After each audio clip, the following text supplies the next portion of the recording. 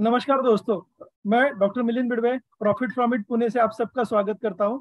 दोस्तों, अभी तक का क्वार्टर वन जो रिजल्ट की श्रृंखला थी उसमें हमने 36 मल्टीबैगर्स के बारे में चर्चा की।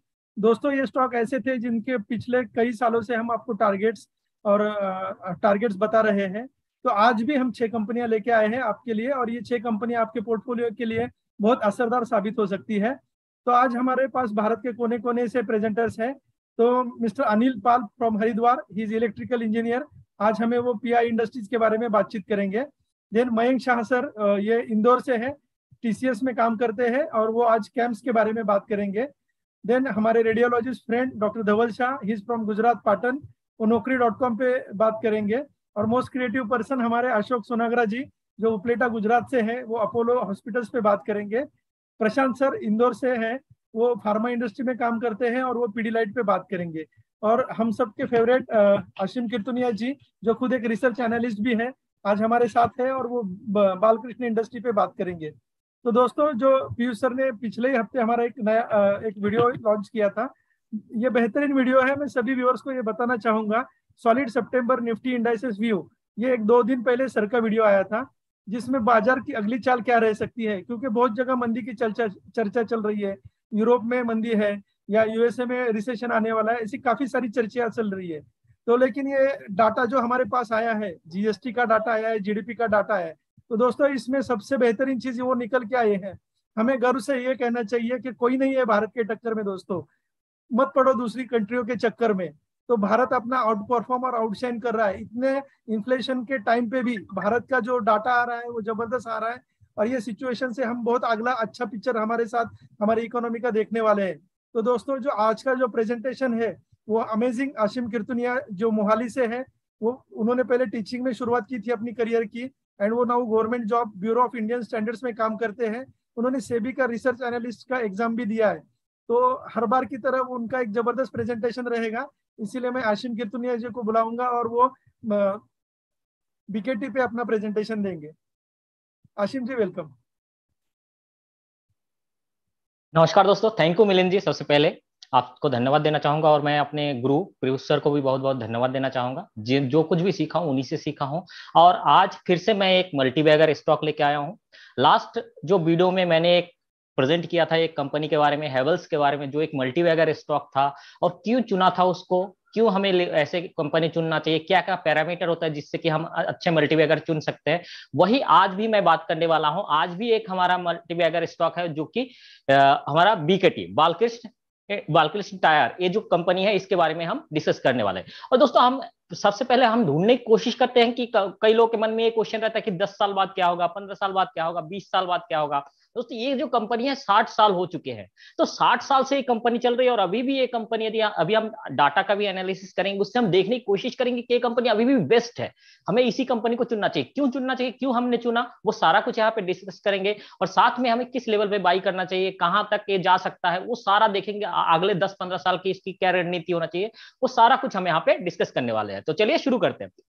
तो सबसे पहले हम सेक्टर एनालिसिस करेंगे। तो सेक्टर में देखिए, टायर एंड रबर प्रोडक्ट, ये जो सेक्टर है, इसमें 17 कंपनी लिस्टेड है। टोटल यदि मार्केट कैप देखे तो 1 लाख करोड़ का इसका मार्केट कैप है टोटल। और इसमें से जो टोटल कंपनीज है, उसमें सबसे ज्यादा मार्केट शेयर किस किस कंपनी के पास है, वो यदि हम देखने की कोशिश करें तो देखिए, सबसे पहले आता है बालकृष्ण इंडस्ट्रीज। बालकृष्ण इंडस्ट्री का सबसे ज्यादा मार्केट शेयर है। क्यों मार्केट शेयर ज्यादा है दोस्तों, उसका ये रीजन है कि कहीं ना कहीं उसमें क्वालिटी है। जो क्या क्या क्वालिटी है वो हम आगे डिस्कस करेंगे। फर्स्ट नंबर पे बालकृष्ण, फिर देखेंगे एमआरएफ, फिर देखेंगे अपोलो टायर, सीएट, जेके टायर, गुडियर, ये सारे कंपनीज आते हैं।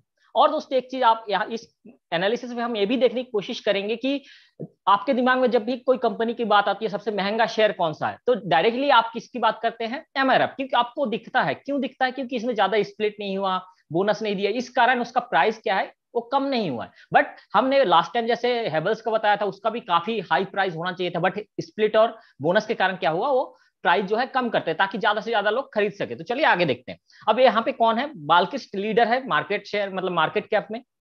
दूसरा यदि देखें सेल्स में, देखिए यहाँ पे एक मतलब अलग सा पिक्चर आपको दिख रहा है, जिसमें कि अपोलो जो टायर है उसका सबसे ज्यादा सेल्स हो रहा है। लेकिन हमने अपोलो क्यों नहीं चुना वो हम आगे बात करेंगे। एमआरएफ सेकंड नंबर पे है, थर्ड नंबर पे जेके टायर, फिर सीएट, और जो फिफ्थ नंबर पे आता है बालकृष्ण। यहाँ पे देखिए सेल्स के मामले में फिफ्थ नंबर पे बालकृष्ण है, फिर भी हमने बालकृष्ण को ही चुना है। क्यों चुना वो हम देखेंगे। चलिए ये तो सेल्स की बात हो गई।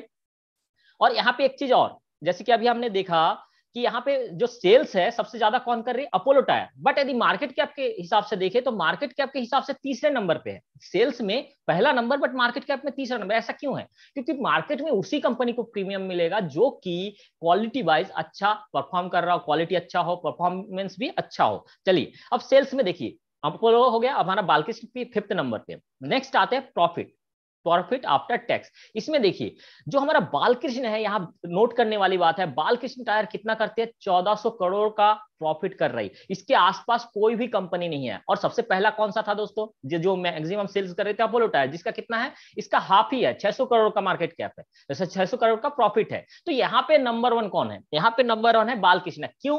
क्योंकि इसमें कुछ अच्छी क्वालिटी होगी। क्या क्या क्वालिटी यहाँ देखते जाइएगा, प्रॉफिट अच्छा कर रही है। देन आते हैं नेट प्रॉफिट मार्जिन। तो नेट प्रॉफिट मार्जिन में भी देखेंगे बालकृष्ण का 16% का प्रॉफिट मार्जिन है। मतलब जितना वो सेल्स कर रहे हैं उसमें से कितना हिस्सा मतलब अपने घर ले जा पा रही है, वो कितना है, 16%। ठीक है, 16% इसका क्या है, प्रॉफिट मार्जिन है। और यदि देखें यहाँ पे अपोलो का 3% है प्रॉफिट मार्जिन। तो यहाँ पे इसके आसपास कोई भी नहीं है। तो यहाँ पे भी नंबर वन कौन है, हमारा बालकृष्ण टायर। देन आते हैं इसके आईसीआर, इंटरेस्ट कवरेज रेशियो, या फिर इसी को हम बोल सकते हैं डेट पेइंग कैपेसिटी। मतलब कितना इंटरेस्ट पे कर सकता है, कितना डेट पे कर सकता है। तो यहाँ पे देखिए जितने भी कंपनी है हम ये बोल सकते हैं ये सारे कंपनी क्या है, डेट बर्डन, मतलब इनके ऊपर डेट है। बट यदि बालकृष्ण देखे तो ये डेट फ्री कंपनी है, मतलब जितना इंटरेस्ट ये पे कर रहे हैं उसका 200 गुना ये पे कर सकते हैं इंटरेस्ट। तो यहाँ पे कौन नंबर है, बालकृष्ण। तो हमने देखा क्या क्या पैरामीटर देखा, सेल्स, सेल्स में कौन, अपोलो टायर पहला है। लेकिन सेल्स को हमने नहीं चुना, क्यों? क्योंकि बाकी सारे जो हमारे पैरामीटर है उसमें वो खरा नहीं उतरता। बाकी सारे पैरामीटर में प्रॉफिट में देखे तो हमारा कौन है, बालकृष्ण। फिर यदि नेट प्रॉफिट मार्जिन देखे उसमें भी बालकृष्ण। और यहाँ पे हम देख रहे हैं कि आईसीआर, आईसीआर में कौन है, हमारा बालकृष्ण। तो ये डेट फ्री कंपनी है, इसीलिए हमने कौन सा चुना है, बालकृष्ण इंडस्ट्री। तो हमने अब बालकृष्ण इंडस्ट्री के ऊपर हम बात करेंगे। सेक्टर में सबसे लीडर हमारा कौन सा कंपनी निकल के आया है, बालकृष्ण कंपनी। ठीक है, बालकृष्ण टायर। अब देखते हैं इसका हिस्टोरिकल डाटा देखे लास्ट, यदि देखिए यहाँ पे 23 साल का डाटा आपको दिया है 1999 से 2022 तक। तो यहाँ पे देखिए सेल्स के डाटा में जबरदस्त ग्रोथ है। कितना परसेंट के सीएजीआर से ग्रोथ हुआ है, 20% के सीएजीआर से ग्रोथ हुआ है। और जो है 78x हुआ है, मतलब इतना गुना 78 गुना बढ़ा है। और देखिए सेल्स कई बार डाउन हुआ है, कितने कब, 2016 में थोड़ा डाउन हुआ था। फिर देखिए फिर अपना जो ग्रोथ रेट है उसके अकॉर्डिंग ये अपना ग्रो मतलब अपना रफ्तार जो है वो पकड़ लिया। फिर यदि देखेंगे कोरोना के समय 2020 में थोड़ा सा डाउन हुआ था, बट अभी हम देखते हैं 2022 में लाइफ टाइम हाई सेल्स लगाया है। अभी फिर हम देखेंगे कि लाइफ टाइम हाई ही सेल्स लगाने की कोशिश करेगी एक कंपनी। अब देखते हैं प्रॉफिट, प्रॉफिट में देखिए 26% का सीएजीआर, जो कि बहुत ही जबरदस्त सीएजीआर। अब कितना गुना बढ़ा है दोस्तों, 197, मतलब 197 गुना बढ़ा। यदि देखें 1999 में कितना था, 7.26 करोड़ का मात्र प्रॉफिट था, जो कि अभी यदि देखेंगे 2022 में कितना 1400 करोड़ का प्रॉफिट कमा रही। मतलब ह्यूज ग्रोथ मिला है यहाँ पे प्रॉफिट में। कोई भी कंपनी जब इस तरह प्रॉफिट करेगी, इस तरह ग्रोथ रहेगा सेल्स और प्रॉफिट में, डेफिनेटली उसको क्या होगा, मार्केट में प्रीमियम मिलेगा। तो चलिए अब नेट प्रॉफिट मार्जिन देखिए, इनिशियली क्या होता है, कोई भी कंपनी क्या होता है उतना ज्यादा प्रॉफिट नहीं कर पाती। वही चीज यहाँ पे देखने को मिल रहा है कि इनिशियली इनका मार्जिन कम था, बट जैसे जैसे इनको इस फील्ड में एक्सपीरियंस होता गया तो इनका देखिए मार्जिन भी जबरदस्त इंक्रीज होते चला गया। और अभी यदि लास्ट अभी देखिए 2022 का 16%, मतलब यदि मान के चले 12 से 15 के बीच में ही इसका एवरेज मार्जिन रहता है। अब देखते हैं इनका रिजर्व। तो रिजर्व देखिए 105, मतलब 105 गुना बढ़ा है। क्यों बढ़ा है दोस्तों, इसका पता कहां से चलेगा, यहाँ पे जो हमने अभी देखा प्रॉफिट, प्रॉफिट जो है 197 टाइम्स बढ़ा है। तो उसमें से क्या करते हैं कंपनी, उसमें से कुछ हिस्सा डिविडेंड देते हैं, और जो बाकी जो पैसा रहता है वो कहाँ चला जाता है, रिजर्व में, मतलब कंपनी के ग्रोथ के लिए, जो उनको कहीं यदि नए प्लान डालना है उसके लिए, तो वहां पे पैसा डालती है। तो इस तरह से इनका रिजर्व भी इंक्रीज हुआ है। तो रिजर्व कितना इंक्रीज हुआ, 105 गुना बढ़ा है। तो ये जो रिजर्व इंक्रीज हुआ है इसका फायदा मिला है कि नहीं, जो पुराने इन्वेस्टर हैं, हम मान के चलते कि पहले हमने इन्वेस्ट किया है जब कंपनी स्टार्ट हुआ, तो वो जो निवेशक है उनको फायदा हुआ कि नहीं, चलिए वो देखते हैं। अब देखिए यहां पे यदि आप 23 साल पहले 1 लाख रुपए इन्वेस्ट किए होते इस कंपनी में दोस्तों, तो आज 13 करोड़ रुपए बन जाते आपको। आप ढूंढते हैं कि कोई कंपनी ऐसा मिल जाए जो कि मल्टीवैगर हो, तो इसको मल्टीवैगर नहीं बोलेंगे, क्या बोलेंगे दोस्तों? ये एकदम प्योर मल्टीवैगर शेयर है, जिसमें कि 1,13 करोड़ बन गया कितने, पिछले 23 साल के अंतराल में। तो आपको इसी तरह यदि मल्टीवैगर स्टॉक ढूंढना है तो क्या करना होगा? सेल्स ग्रोथ देखना है, प्रॉफिट ग्रोथ देखना है, उसमें नेट प्रॉफिट मार्जिन देखना है, डेट फ्री है कि नहीं ये देखना है। यदि ये 3-4 पैरामीटर आप कंबाइन करेंगे तो डेफिनेटली आपको क्या होगा, एक अच्छा लीडर कंपनी मिलेगा। तो चलिए इसका थोड़ा सा और एनालिसिस करते हैं कि इसमें हमारा और कितना पैसा बना है, अभी इसका एक्चुअल प्राइस क्या है वो भी हम थोड़ा सा डिस्कस करते हैं। तो बोनस और स्प्लिट यदि देखिए 1999 में के बाद कब कब बोनस स्प्लिट दिया, देखिए 2004 में बोनस दिया 1:1, 2006 में 1:2 दिया, फिर 2011 में 10:2 स्प्लिट किया है, 10 से 2 रुपए में किया, और 2018 में 1:1 बोनस दिया। तो इस हिसाब से अभी आपके पास यदि 1999 में आप यदि निवेश किए होते तो अभी आपके पास कितने शेयर हो जाते? एक शेयर के बदले 30 शेयर हो जाता। चलिए अब देखते हैं एक्चुअल प्राइस कितना है इसका। यदि आप, मैं मान के चलता हूं कि 1999 में आप 58 रुपए में, जो हाई प्राइस था उस पे आप यदि खरीदे होते, उस प्राइस को लेके यहाँ पे मैंने कैलकुलेट किया, यदि उस प्राइस में यदि आप खरीदे होते तब भी आप देखेंगे आज के हिसाब से कितना हो जाता। आज यदि देखेंगे आज कितना प्राइस है इसका, 1,994 रुपए आज प्राइस है, उस हिसाब से 60,000 का प्राइस बनता है। लेकिन लाइफ टाइम हाई जो लगाया था वो कितना, 2723 का लाइफ टाइम हाई लगाया था, उस हिसाब से कितना इसका एक्चुअल प्राइस होता है, 81,000। और आज का यदि देखें तो 60,000 इसका एक्चुअल प्राइस है। तो हम बोलते हैं कि एमआरएफ ही सबसे महंगा शेयर है। दोस्तों ऐसा नहीं है, और भी कई कंपनी है जिसका ऐसा हो सकता है, जैसे कि अभी मैं आपको एनालिसिस करके दिखा रहा हूं। तो यहाँ पे एक्चुअल प्राइस कितना है, अभी 60,000 के लगभग इसका एक्चुअल प्राइस है। और एक चीज बताना चाहूंगा, 58 जो ये 1999 का प्राइस है, इसके बाद अगले 5 साल तक इसका प्राइस इससे भी कम हुआ है, 18 रुपए भी आया है, 30 रुपए भी आया है। तो उस दौरान भी आप यदि खरीदे होते तो आपका पैसा और मल्टीप्लाई होता। ठीक है, तो यहाँ पे देखिए डिविडेंड कितना दिया हमारा, हम बोलते हैं कि हमारा वेल्थ क्रिएट हुआ कि नहीं। तो असली वेल्थ यहां से पता चलता है दोस्तों। हम क्या होता है, प्राइस के पीछे भागते हैं कि उसका प्राइस इंक्रीज हुआ कि नहीं। हमें प्राइस एप्रिसिएशन तो मिला, हमने लास्ट स्लाइड में, इस स्लाइड में हमने देखा कि यहाँ पे हमारा प्राइस एप्रिसिएशन है, बट हमारा वेल्थ क्रिएट हुआ कि नहीं वो देखने की कोशिश करते हैं। चलिए तो यहाँ पे देखिए वेल्थ क्रिएट ऐसे होता है, डिविडेंड कितना दिया, ये सिर्फ मैं 2022 का डिविडेंड की बात कर रहा हूं। 2022 में इन्होंने दिया है 8 रुपए का डिविडेंड, प्लस इसमें 12 रुपए स्पेशल डिविडेंड दिया था, जो कि मैंने इसमें ऐड नहीं किया है। 8 रुपए सिर्फ ऐड किया हूं, जो कि रेगुलर इन्होंने डिविडेंड देते हैं। तो पिछले साल का 8 रुपए जो डिविडेंड है वो लिया हूं, और जो 12 रुपए दिया है स्पेशल डिविडेंड उसको मैंने यहाँ पे ऐड नहीं किया। तो 8 रुपए के हिसाब से भी मैं कैलकुलेट करूं, और मैं मान के चलता हूँ 1999 में आप 58 रुपए में भी खरीदे होते तो अभी आपको कितना मिलता, पिछले साल आपको मिला होता कितना, 240 रुपए डिविडेंड मिलता। तो 240 रुपए डिविडेंड मिलता तो कितना परसेंट बनता है, देखिए 413% डिविडेंड, सिर्फ आपने जितना निवेश किया उसका 413% पिछले साल मिल गया। और कितना गुना, 4 गुना डिविडेंड मिल गया।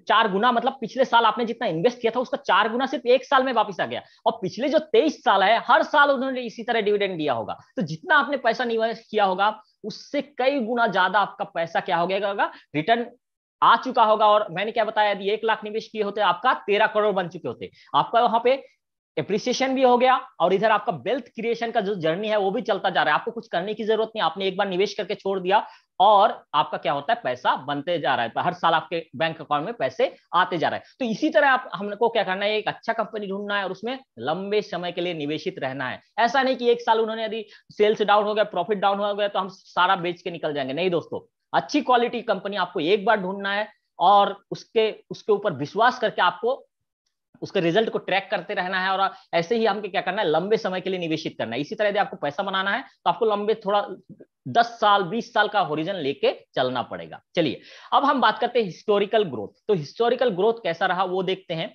तो सेल्स, प्रॉफिट और ईपीएस का हिस्टोरिकल ग्रोथ देखते हैं। 23 साल का यदि देखें तो 20% का सेल्स ग्रोथ रहा, 26% का प्रॉफिट और ईपीएस भी 26%। 15 साल का देखें तो 16%, 20% profit, 16% sales growth, 20% profit growth और ईपीएस 21% का ग्रोथ रहा। इसी तरह यदि देखें 10 साल का ग्रोथ तो 11% किसका है, सेल्स ग्रोथ। पिछले 10 साल में थोड़ा सा सेल्स डाउन हुआ है, बट पिछले यदि 5 साल का देखें तो 17% का ग्रोथ, 15% का ग्रोथ प्रॉफिट में, सेल्स में 17, प्रॉफिट में 15, ईपीएस में 15। और यदि पिछले 1 साल का ग्रोथ देखें 47% ग्रोथ पकड़ा किसमें, सेल्स में, और प्रॉफिट में 22% का ग्रोथ हमें देखने को मिला। तो हमें क्या करना है, कोई अच्छी कंपनी ढूंढना है, मल्टी बैगर ढूंढना है, तो आप क्या क्राइटेरिया रख सकते हैं कि 15% से ज्यादा जो ग्रोथ दे रहा है वो डेफिनेटली आगे चल के हो सकता है आपका मल्टी बैगर स्टॉक बने। चलिए अब करंट ट्रेंड का थोड़ा सा एनालिसिस करते हैं। तो सेल्स, प्रॉफिट और मार्जिन का करंट ट्रेंड हम देखने की कोशिश करते हैं। पिछले साल का H1 का जो रिजल्ट था उसके अकॉर्डिंग देखिए, सेल्स ग्रोथ कितना था 58%, प्रॉफिट ग्रोथ 52% और जो मार्जिन था वो हमारा 17% का था। इसी तरह दिया 9 मंथ में देखे 50% सेल्स ग्रोथ, थोड़ा सा कम हुआ, देन प्रॉफिट और थोड़ा सा कम हुआ 33%, और जो मार्जिन है देखिए प्रॉफिट सेल्स कम हो रहा है लेकिन इनका मार्जिन में कंप्रोमाइज नहीं कर रहे हैं, मार्जिन इनका एकदम सेम चल रहा है। उसके बाद यदि देखें ईयर तो 46% का ग्रोथ था सेल्स में, प्रॉफिट में 21% का ग्रोथ, 33 से 21 आ गया, यहाँ डाउन हुआ है, और मार्जिन 16% का लगभग है। और Q1 अभी जो लेटेस्ट रिजल्ट आया है दोस्तों वो कितना आया है, सेल्स में 44%, थोड़ा सा डाउन हुआ है, बट प्रॉफिट में आपको ध्यान देना है दोस्तों यहाँ पे -7% का डाउन ट्रेंड है। तो हमें यहाँ एक ट्रेंड क्या पता चल रहा है दोस्तों, यहाँ देखिए सेल्स में ज्यादा इफेक्ट नहीं पड़ा, बट प्रॉफिट जो है वो हर क्वार्टर में थोड़ा थोड़ा डाउन होता जा रहा है। तो इसका मेन रीजन क्या है, इस बार तो Q1 में बहुत ही ज्यादा डाउन आ गया, इसका मेन रीजन क्या है वो हम आगे की स्लाइड में देखेंगे। बट हमारा जो एस्टिमेशन है कि इस साल क्या रहने वाला है, तो हम ये एस्टिमेट मान के चल रहे हैं कि जो हमारा सेल्स ग्रोथ रहेगा 30% का सेल्स ग्रोथ रहेगा, और जो प्रॉफिट है ग्रोथ है वो माइनस रहेगा 10% का, और जो हमारा मार्जिन है वो 11 के आसपास रहेगा। ये हमारा एस्टिमेशन है, इसी के अकॉर्डिंग हम आगे भी कैलकुलेट करके देखेंगे। बट उसको करके देखने से पहले हम ये समझने की कोशिश करते हैं जो यहाँ पे प्रॉफिट डाउन आया है उसका क्या रीजन है। तो उसका रीजन यहां से पता चलेगा, एक्सपेंस ग्रोथ एंड शेयर्स। तो यहाँ पे एक्सपेंस देखिए किस किस चीज में खर्चा बढ़ा है। कॉस्ट ऑफ रॉ मटेरियल यदि देखेंगे 60% से बढ़ा है, मतलब ह्यूज ग्रोथ है। और देखिए शेयर, टोटल जो एक्सपेंस है उसका भी 60% खर्चा किसमें जाता है, कॉस्ट ऑफ मटेरियल में। और सेकेंड सबसे बड़ा खर्चा क्या है, फ्रेट एंड फॉरवर्डिंग, मतलब जो फ्रेट चार्जेस है उसमें कितना 200% के लगभग क्या हुआ है, इंक्रीमेंट हुआ है। तो जो फ्रेट चार्ज है वो भी जबरदस्त बढ़ा है। और शेयर कितना है, 17% का शेयर है टोटल एक्सपेंस का। तो यहाँ पे भी हमें देखने को मिल रहा है कि जो रॉ मटेरियल है प्लस फ्रेट चार्जेस है, ये दो चीज क्या हुआ है यहाँ पे ज्यादा बढ़ा है, जिसके कारण इसका जो प्रॉफिट है वो डाउन हुआ है। तो हम तो यहां से देख के पता कर लिया, अब इनके मैनेजमेंट क्या कहती है इसके बारे में वो थोड़ा सा देखते हैं। तो मैनेजमेंट भी यही बोल रहा है कि जो है उनका रॉ मटेरियल का कॉस्ट है वो इंक्रीज हुआ है, और वो क्या एक्सपेक्ट करते हैं कि अगला जो है Q4 रिजल्ट 2023 का जो Q4 रिजल्ट मतलब Q4 तक ये क्या हो जाएगा, अपने पटरी पे आ जाएगा। ये जो चार्जेस जो रॉ मटेरियल का कॉस्ट बढ़ा है वो भी धीरे धीरे कम हो जाएगा, लेकिन उसके लिए क्या होगा, Q4 तक इंतजार करना पड़ेगा। और फ्रेट जो चार्ज है, लॉजिस्टिक कॉस्ट है, वो भी Q3 Q4 तक क्या होगा, जो बढ़ा है वो धीरे धीरे डाउन होगा। तो हम यहां से क्या निष्कर्ष निकाल सकते हैं, यहाँ पे हमारा ये कंक्लूजन निकल सकता है कि अगला जो 2-3 क्वार्टर और है उसमें हमें ये शेयर जो है करेक्शन में देखने को मिलेगा। और दोस्तों जब भी कोई अच्छा शेयर करेक्शन में हो वो समय होता है क्या करने का, एक्यूमुलेशन करने का। मतलब दोस्तों जितने भी आप लोग देख रहे हैं, ये जो शेयर है खुशखबरी है कि ये करेक्शन में आ गया है, और आपको क्या करना चाहिए इसमें, हर महीने जो महीने के हिसाब से निवेश करते हो, महीने जो एक साथ निवेश करना चाहते हैं उसके लिए क्या स्ट्रेटेजी है वो भी देखेंगे। तो महीने के महीने क्या करना चाहिए, आपको इसको एक्यूमुलेट करना चाहिए। समझ में आया दोस्तों क्या करना है। अभी करेक्शन में आया है और मैनेजमेंट खुद बोल रहे हैं कि Q4 तक एक अपने पटरी पे आएगा, तो हमें Q4 तक हमें टाइम मिलेगा इसको क्या एक्यूमुलेट करने का। उसके बाद क्या होगा, जब भगेगा, जब ये अपना मतलब फटेगा तो इसको पकड़ने की आप मतलब हम पकड़ नहीं पाएंगे। तो अभी क्या करना है, हमें करेक्शन में इसको पकड़ना है। चलिए अब देखते हैं फ्यूचर एस्टिमेशन। तो फ्यूचर एस्टिमेशन में हमने जो लॉन्ग टर्म ग्रोथ लिया है दोस्तों 16% का लिया है लॉन्ग टर्म ग्रोथ, और जो हमारा करंट ग्रोथ है वो हमने अभी दिखाया कि 30% का सेल्स ग्रोथ -10% का प्रॉफिट ग्रोथ लिया। तो उसके हिसाब से हमें एस्टिमेट करने की कोशिश करें। देखिए 2022 में 8,700 करोड़ का सेल्स था, जो 2023 में इसी साल क्या हो जाएगा, फोर्थ क्वार्टर तक 11,000 करोड़ का लगभग सेल्स हो जाएगा। और 2035 में हम एक्सपेक्ट कर सकते हैं कि यही जो बढ़ के 16% के CAGR से 60,000 करोड़ का सेल्स हो जाएगा। इसी तरह यदि प्रॉफिट की बात करूं, जो अभी 1400 करोड़ का प्रॉफिट हो रहा है, हमने -10% डाउन लिया है, तो उसके हिसाब से कितना आ रहा है 1200 करोड़ का। तो यहाँ पे प्रॉफिट में भी डाउन हो रहा है, इसी कारण हम बोल सकते हैं कि ये करेक्शन में रहेगा इस साल। और 2035 में हम एक्सपेक्ट कर सकते हैं 10,000 करोड़ का ये प्रॉफिट करेंगे। उसी तरह यदि ईपीएस देखे, जो अभी 74 है वो 67 का रहने की उम्मीद है इस साल, और 2035 में यही ईपीएस कितना हो जाएगा 511। तो दोस्तों इसी तरह यदि आप 15 साल और निवेश करेंगे, जैसे पुराने निवेशों का पैसा बना है, आपका भी पैसा ऐसे बन सकता है। और इंट्रिंसिक वैल्यू यदि देखें, अभी यदि 2030 का देखें तो 1023 का इंट्रिंसिक वैल्यू बनता है। बट दोस्तों एक बात बताना चाहूंगा, इंट्रिंसिक वैल्यू मतलब क्या होता है? Fair value. तो किसी भी कंपनी का फेयर वैल्यू कब आता है? जब वो करेक्शन में रहता है तब आता है। तो अभी ये करेक्शन में चल रहा है, तो अभी हो सकता है फेयर वैल्यू में आए, बट हम ये नहीं कह सकते कि ये फेयर वैल्यू में आएगा, क्योंकि ये इस सेक्टर का बेस्ट कंपनी है, इसलिए हमें फेयर वैल्यू में पकड़ना मुश्किल होगा। तो हम किस प्राइस में खरीदे वो थोड़ा सा हम देखने की कोशिश करते हैं। तो यहाँ पे आप देखिए, यहाँ पे हमारा जो बाइंग प्राइस बनता है वो बनता है 1890 के आसपास, आप इसको बाई करिए। और जो हमारा टारगेट बनता है कहाँ बनता है?